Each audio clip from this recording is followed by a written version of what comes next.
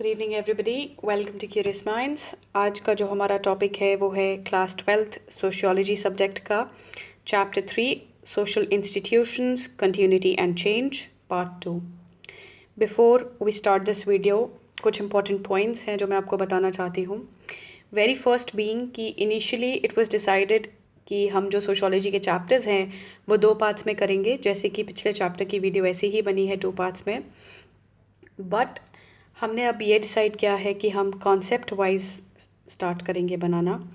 For example जैसे हमने पिछली वीडियो कास्ट पे बनाई थी, इसकी पार्ट 1, पार्ट 2 हम बना रहे हैं ट्राइब पे, पार्ट 3 बनेगी फैमिली किनशिप पे।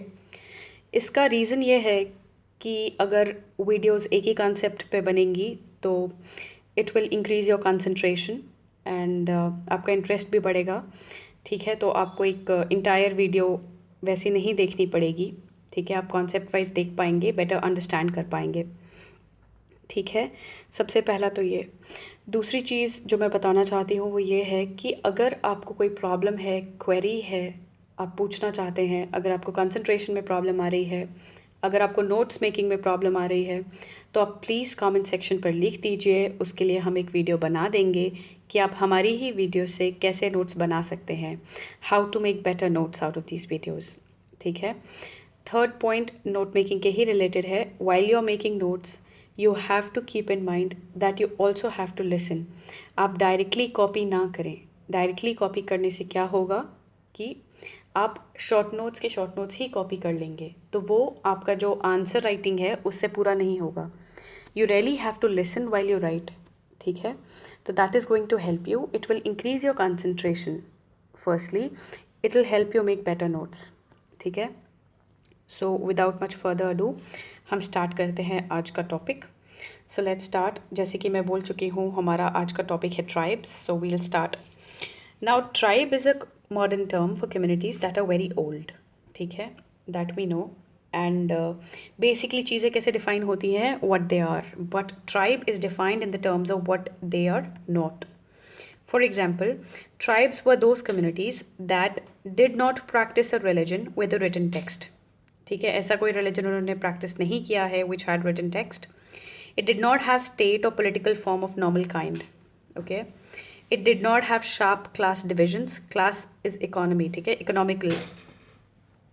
It did not have caste and were neither Hindus nor peasants. तो जो ट्राइब है, it was a term which was introduce in colonial era. Colonial, you know. ठीक है, mostly for administrative convenience. Now man has this habit.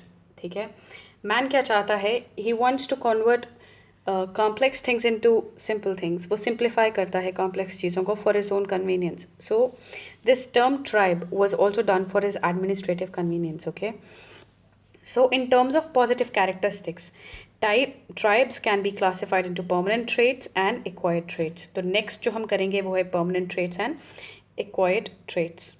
Now permanent traits के under हम करेंगे 4 चीज़ें. First is region, second is language, third is physical characteristic and ecological habitat.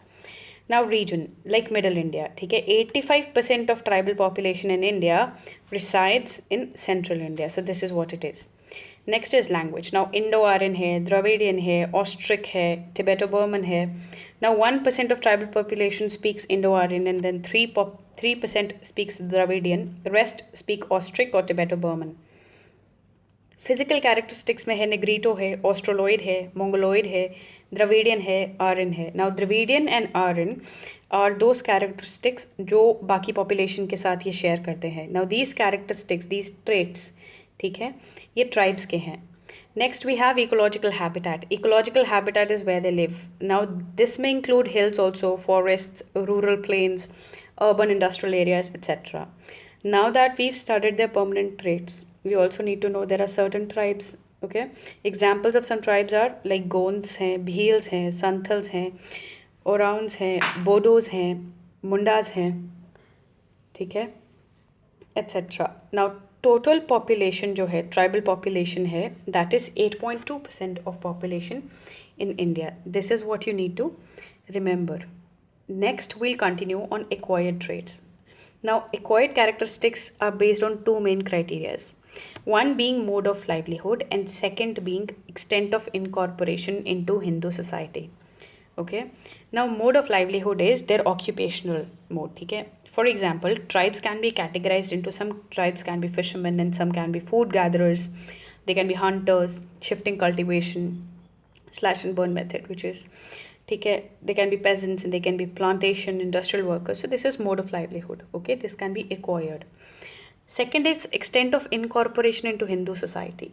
Now this is a dominant classification which we do, and ये जो incorporation है it can be seen from two point of views. Now two point of views are, one जो tribe है उसका अपना point of view, and second is the dominant Hindu mainstream point of view.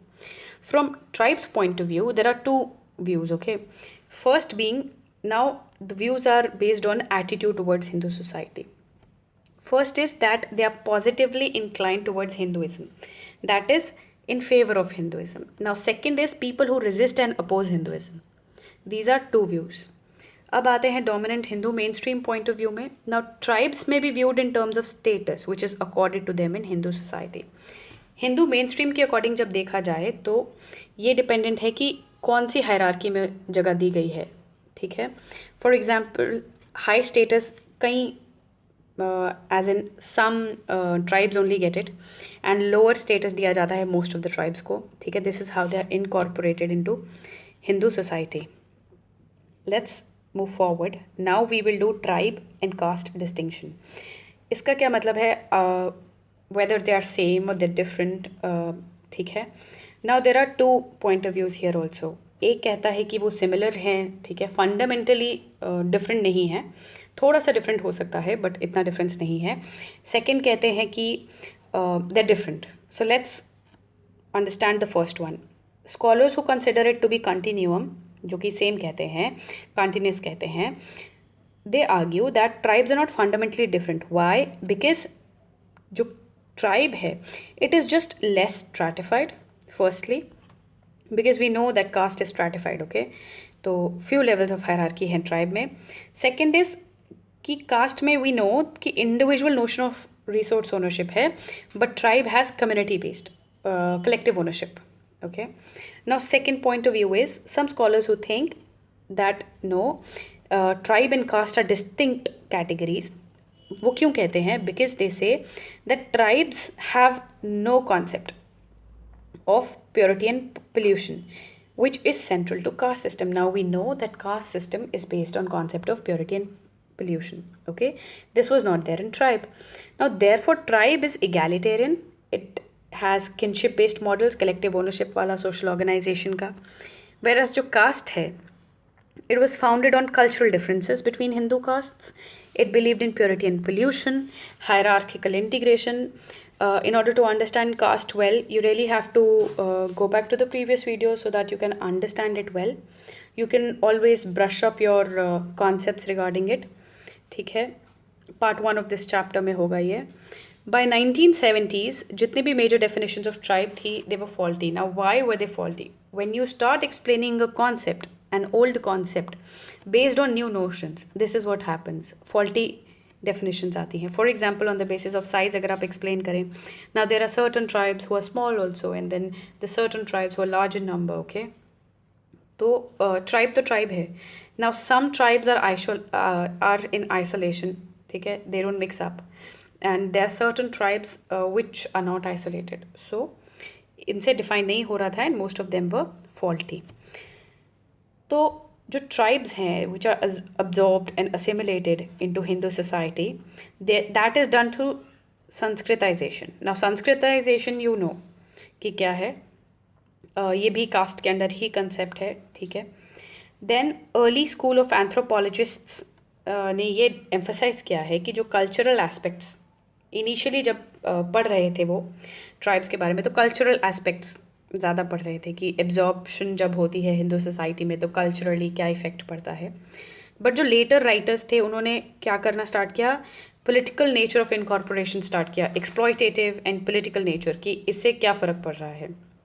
Now some scholars ऐसा कहते हैं कि tribes जो हैं they should not be considered as pristine और प्योर. अब प्योर क्यों नहीं? ठीक है, क्योंकि वो कहते हैं कि these are just secondary phenomena जो कॉलोनियल कॉन्टैक्ट्स से अराइज हुए हैं.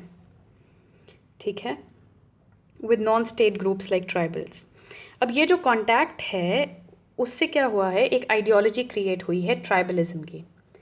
Now when tribal groups begin to define themselves as tribals, ठीक है, to distinguish themselves from outsiders, तो ये आइडियोलॉजी ऑफ ट्राइबलिज्म है, ठीक है। क्योंकि वो क्या करते हैं, अपने आप को डिस्टिंग्विश करते हैं आउटसाइडर से, इसीलिए वो अपने आप को ट्राइबल्स बोलते हैं बार बार। Tribal societies had come in contact with main stream long back. अब ऐसा कहा जाता है कि दे आर आइसोलेशन, इस वैसा सोच है या वैसा नहीं है। They came in contact with main stream long back. Why? Because there were certain kingdoms which exercise dominance over plains, जैसे कि Gond kingdoms. Why? Because they had the power to raid, RAID, ठीक है, they have that power. Now that point is not written, you have to write it. Second is जैसे trade है, they traded forest produce and salt and elephants, ठीक है. So one of their major services was also services towards like local militias. उनकी तरह भी उन्होंने काम किया है. So this point is also not written, this you have to write. Therefore Adivasis were not always oppressed, जैसे हम आज जानते हैं ऑप्रेस्ड, आइसोलेशन में रहने वाले, हंटर गैदरर, वैसा नहीं था हमेशा से, मतलब इनके मेजर किंगडम्स रहे हुए हैं. So that you need to know. So let's move forward. अब करेंगे हम main stream attitude towards tribe क्या है. On the political and economical front जो ट्राइबल सोसाइटीज़ हैं, they were faced with incursion of money lenders. Now क्योंकि वो हमें पता है इकोनॉमिकली जो ट्राइब्स हैं दे वर नॉट साउंड, ठीक है, तो मनी लेंडर्स की प्रॉब्लम रही है. एक विशियस साइकिल रहता है, जब पैसे नहीं होते हैं तो मनी लेंडर्स आपको लैंड करते हैं, then you not able to return and land चली जाती है, ठीक है. And they have tribals have lost their land क्योंकि नॉन ट्राइबल इमिग्रेंट सेटलर्स आए हैं, ऑब्वियसली उनके पास पैसे भी होते हैं. They have lost their access to forests. क्यों? क्योंकि गवर्नमेंट की पॉलिसी है रिजर्वेशन की, और वो फॉरेस्ट रिजर्व करती है government. And there are introduction जैसे कि mining. Now intro is written, you have to write introduction. BCZ is written, you have to write because. Okay, don't use short forms while you are making notes. Then further इससे क्या होता है, because इनको फ़ायदा नहीं हुआ है तो रिबेलियंस हुए हैं काफ़ी 18-19 सेंचुरी में. तो कॉलोनियल गवर्नमेंट ने सोचा कि इन्होंने excluded and partially excluded areas setup किए जहाँ ज़्यादा लोग नहीं जा पाते थे. सो बेसिकली ब्रिटिश ने इनको भी कंट्रोल किया है, बट लोकल किंग्स के हिसाब से. They favoured indirect rule. Okay, इस कंसेप्ट में आइसोलेटेड होल्स. आइसोलेटेड मतलब they were isolated from rest of the country. They were wholes because इनका अपना सिस्टम था. They had their own system of like political, economic, cultural, अपना एक identity रहा है हमेशा से. Now there is a debate which is isolation and integration debate. Now people who believe in isolation, scholars who believe in isolation, they believed that they needed protection from traders and money lenders, Hindu and Christian missionaries. Why? Because according to them, these people intended to reduce tribal to landless labor. ठीक है, वो चाहते थे कि ये landless labour जैसे बन जाए. नाउ इंटीग्रेशन में क्या है, they believe that tribals were just backward Hindus, ठीक है, and therefore their problems should be addressed with in the framework of backward classes, कि वो खाली बैकवर्ड हिंदूज हैं, तो अगर इनकी कोई प्रॉब्लम आती है वो हम बैकवर्ड क्लासेस के फ्रेमवर्क के अंडर ही करेंगे. तो गवर्नमेंट ने ऐसा ही किया है. द सब्सिक्वेंट स्कीम्स जितनी भी आई हैं they were based on integration model. Okay, integration mode of thinking, जैसे कि 5 year plans and tribal welfare blocks etcetera. But what needs to be noted is that integration has been on the terms of mainstream, क्योंकि mainstream society के terms पे हुआ है integration, ठीक है, उनका पॉइंट ऑफ व्यू है, and for the benefit of the mainstream only. तो अपने बेनिफिट के लिए इन्होंने किया है. देयरफॉर जो ट्राइबल सोसाइटीज़ हैं they have had their lands, forest taken away and their communities shattered in the name of development. That you have to know कि इन्हीं के ही चीज़ें लेके हमने अपना फ़ायदा किया है. So this you need to understand. अब इसके बाद जाते हैं national development versus tribal development, ठीक है. This is again a debate.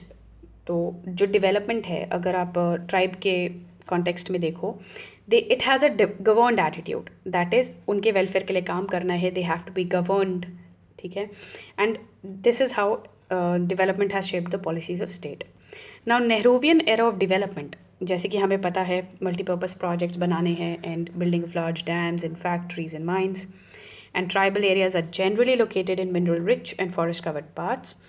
Therefore tribals had to pay a disproportionate price for development of the rest of the Indian society. So जो development हुई है वो हुई है at the cost of tribals. Why? Because जो उनके places थे where they resided, it was basically mineral rich and forest covered. So this resulted in the process of dispossessing tribals of their land. उन्हीं की land use की है. जो private property concept आया उसने क्या किया, कलेक्टिव ओनरशिप कॉन्सेप्ट को लॉस में रखा, डिसएडवांटेजेस बना दिया. जो ट्राइबल रीजन्स थे उसने हैवी इन माइग्रेशन देखी है नॉन ट्राइबल्स की, which has led to their exploitation. Reduction in tribal population is also seen, कि ट्राइबल पॉपुलेशन भी कम हो गई है. अब वो कैसे? बिकॉज इन माइग्रेशन बहुत ज़्यादा है. ठीक है, तो जैसे त्रिपुरा है, ट्राइबल शेयर अभी वहाँ पे माइनॉरिटी हो चुका है. So this is an example of it. This is the debate. Let's move on. This is the last slide of today. Tribal identity today. Now, forced incorporation of tribal communities has impacted tribal culture, society, and also economy. So you have to know कि ये जो incorporation हुई है, ठीक है, ये जो assimilation हुई है, it has affected all aspects, जैसे कि culture, society, and economy. अब ये जो interactions थी, ये जो tribal communities and mainstream के बीच में जो interactions थी, वो हमेशा से tribal के लिए unfavorable रही हैं. ठीक है, benefit भी मेन स्ट्रीम का हुआ है लेकिन at the cost of tribals. तो ट्राइबल आइडेंटिटी जब भी आपसे कोई बात करे, there are some important points that you need to mention, which are very first, कि tribal identities are centred on ideas of resistance and opposition against non tribal world. Why? Because वो हमेशा से लूजिंग एंड में रहे हैं. ठीक है, unfavourable end में. सेकेंड, पॉजिटिव इम्पैक्ट तो हुआ ही है, achievement of statehood of Jharkhand and Chhattisgarh, but then it is moderated by many problems. मतलब उसका जो पॉजिटिव इम्पैक्ट है उसके साथ प्रॉब्लम्स भी हैं, तो इसीलिए वो पॉजिटिव इम्पैक्ट इतना दिखता नहीं है. For example, there are some states in north east, they are under special laws that limit the civil liberties of citizens. वहाँ पे काफ़ी ट्राइबल्स हैं, ट्राइबल एरियाज हैं, ट्राइबल रीजन्स हैं. Now, there has been a gradual emergence of middle class among tribal communities. This is an important point. Reason why this middle class may assert their tribal identity may be different from poor and uneducated tribals. Now, poor and uneducated tribals क्यों different है? क्योंकि वो भी assert कर रहे हैं identity, लेकिन उनका तरीका different होगा. ठीक है, और उनके reasons अलग होंगे. ये जो rising middle class है tribal communities में, इसके reasons different होंगे. Now, there are two issues when you talk about it. First is control over vital economic resources like land, forests, etc. क्योंकि इनके जो resources हैं वो land and forests हैं, तो control किसका रहेगा उस पर? ये एक issue है which needs to be talked about. Second है matters of ethnic culture identity, because उनका जो ethnic culture है, ठीक है, उनकी जो identity है वो अलग है, वो unique है, और so that is also an issue कि अगर उनको इनकॉर्पोरेट किया भी जाता है तो there cultural identity should not be affected. So both internal dynamics जो कि ट्राइब के अंदर जो मिडिल क्लास राइज हो रही है, एंड एक्सटर्नल फोर्सेस जो कि इनकॉर्पोरेशन, जो एक्सटर्नल फोर्सेस जैसे गवर्नमेंट एंड बाकी सारे लोग, ठीक है, जो नॉन ट्राइबल्स हैं एट्सेट्रा, जो वो पीपल हैं, they have to be taken care of. तो both internal dynamics and external forces have to be taken care of. A balance has to be maintain. जैसे कि हमने बात की, नेशनल डेवलपमेंट और ट्राइबल डेवलपमेंट में एक बैलेंस मेंटेन करना है. एक की development at the cost of दूसरे की डेवलपमेंट नहीं होनी चाहिए. Okay, so this is the end of the video. I am hoping you understand it. If you have any problem, you can always write it in the comment section. So stay safe, stay home, and please study hard. Thank you.